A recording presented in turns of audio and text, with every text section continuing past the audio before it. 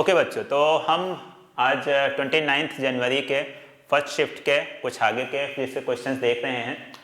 तो इसमें सबसे पहले हमारे पास क्वेश्चन है, ये बोला if potential energy of particle is given by u equal to 4x square plus y plus z, find the force on the particle at 1, 2, 1।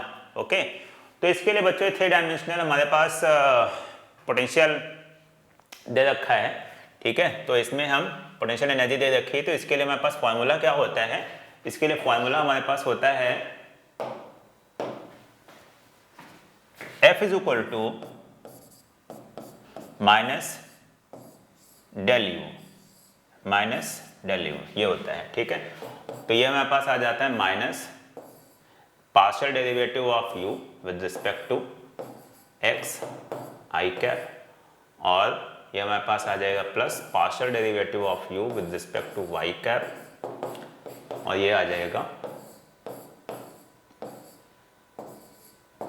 k cap. Right, अब यहाँ पे हम वैल्यूज रखते चले जाते हैं, तो माइनस, और ये हमारे पास आ गया, पहला हम करेंगे x के रिस्पेक्ट में, तो ये क्या आ जाएगा? ये आ जाएगा 8x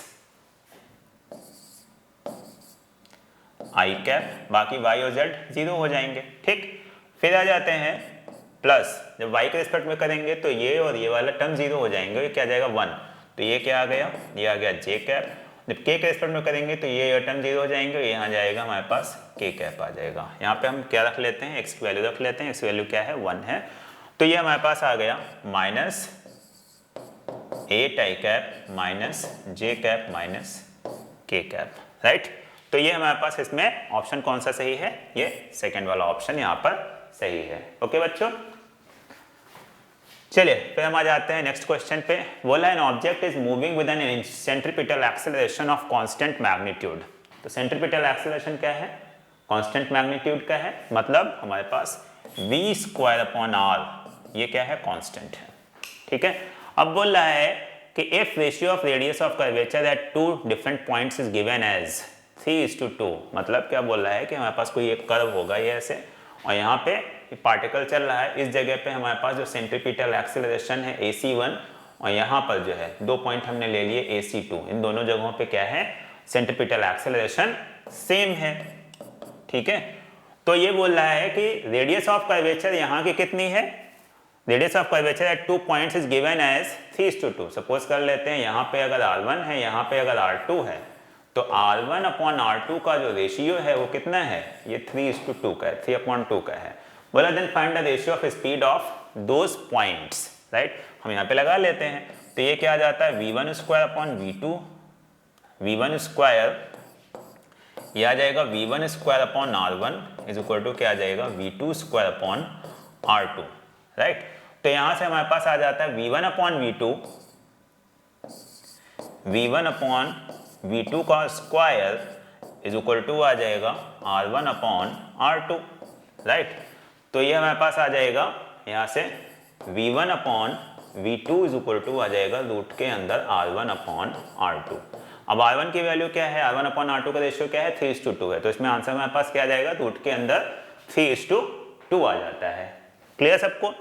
तो इस तरीके से हमारे पास ये वाला क्वेश्चन हो जाता है। फिर आगे आ जाता है नेक्स्ट क्वेश्चन, बोल रहा है if a particle starting from rest having constant acceleration covers distance s1 in first p minus 1 second। Rest से स्टार्ट करता है, मतलब u की वैल्यू 0 हो जाती है।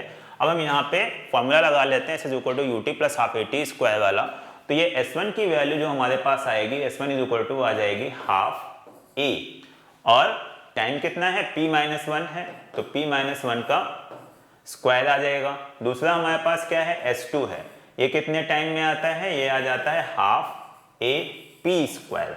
राइट, अब यहाँ पे क्या बोल रहा है? ये बोल रहा है then determine the time in for which displacement is s1 plus s2। हम दोनों को क्या कर देते हैं? ऐड कर देते हैं, दोनों इक्वेशंस को हमने ऐड कर दिया, तो ये आ गया क्या? हाफ ए ब्रैकेट में p1 p माइनस 1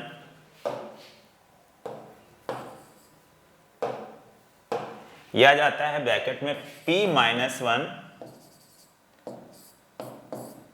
का स्क्वायर प्लस p स्क्वायर, ये आ गया।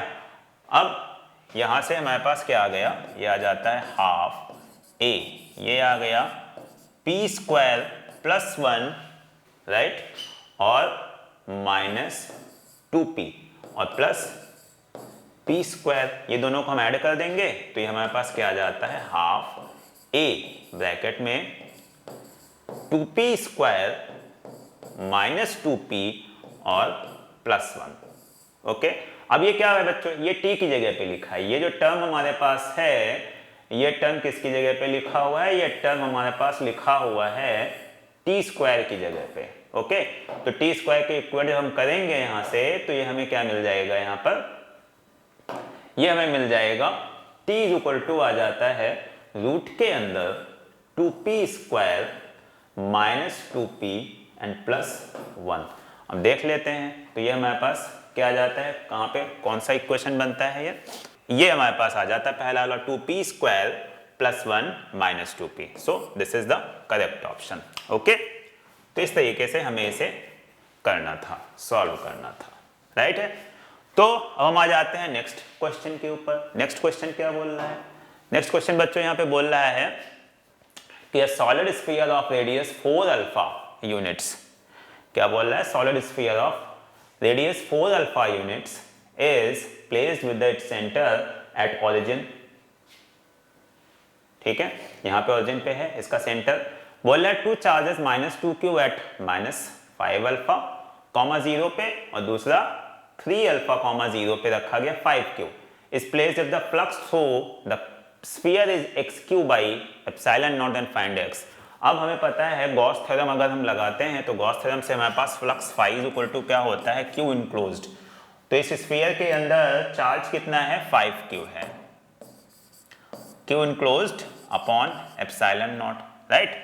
अब एप्सिलॉन नॉट ये तो हमारे पास चीज अगर इसमें देखते हैं तो ये यहाँ पे है, तो x के अगर कंपैरिजन करते हैं तो x की जगह पे क्या आ रहा है, 5 आ रहा है, तो x की वैल्यू हमारे पास क्या है, 5 है। So this is the answer of this question, right.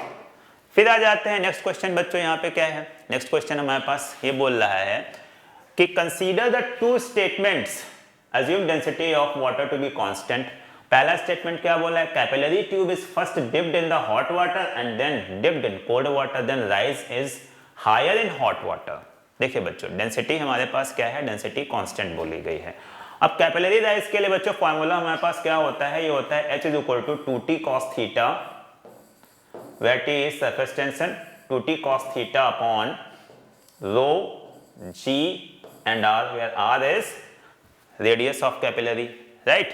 अब हमारे पास ये तीनों चीजें नीचे की कांस्टेंट हो गई हैं, ठीक है। तो h जो कैपिलरी राइज है वो क्या हो जाएगा, प्रोपोर्शनल हो जाएगा किसके, सरफेस टेंशन के। ओके, अब ये बोल रहा है कि ये पहले हॉट वाटर में, इसने यहां बोला the rise is higher in hot water. अब बच्चों ये आपको पता होगा कि अगर टेम्परेचर हम बढ़ाते हैं लिक्विड का, ठीक है, तो सरफेस टेंशन क्या होता है, कम होता है, ठीक। तो हॉट वाटर का सरफेस टेंशन क्या है, कम है। सरफेस टेंशन कम है तो क्या हो जाएगा, h की वैल्यू भी कम हो जाएगी। तो इसका मतलब ये स्टेटमेंट हमारे पास क्या है, गलत है। So this statement is wrong. अब यहाँ क्या बोला, rise is higher in cold water, yes cold water में हाई रहेगा, ठीक है। तो ये वाला सही है, ये वाला गलत है। अब इसमें देख लेते हैं, ये वाला गलत है फर्स्ट वाला, ठीक। तो ये क्या आ गया, statement 1 is false and statement 2 is true. तो थर्ड वाला ऑप्शन यहाँ पे सही आ जाता है। ओके, क्लियर सबको। फिर आ जाते हैं नेक्स्ट क्वेश्चन पे, बोल रहा है capacitor having capacitance of 100 microfarad. Okay, बोल रहा है is charge with potential difference of 12 volt is connected to an inductor of inductance 10 milli henry, find the maximum current through the inductor. अब बच्चों ये क्या है, एलसी ऑसिलेशंस वाला circuit है, आप लोगों को याद होगा एलसी ऑसिलेशंस वाला सर्किट है। ये हमारे पास क्या आ गया, ये कैपेसिटर आ गया और ये हमारे पास यहाँ पे इंडक्टर आ गया, ठीक है। ये हमारे पास इसके ऊपर इनिशियली चार्ज अगर Q नॉट है तो इसके ऊपर किसी पर्टिकुलर टाइम पे जो हमारे पास चार्ज होता है वो Q इक्वल टू क्या होता है, Q not cos omega T, where omega क्या होता है, ओमेगा है हमारे पास, ओमेगा की वैल्यू होती है 1/रूट के अंदर LC, angular frequency of LC oscillations, right. तो ये अब हमें I निकालना है, तो I की वैल्यू क्या आ जाती है, dq/dt, और यहाँ से अगर हम निकालेंगे तो इसमें डिफरेंशिएट करेंगे तो ये क्या आ जाएगा, ये आ जाएगा minus Q not omega, okay, और ये आ जाएगा साइन ओमेगा टी।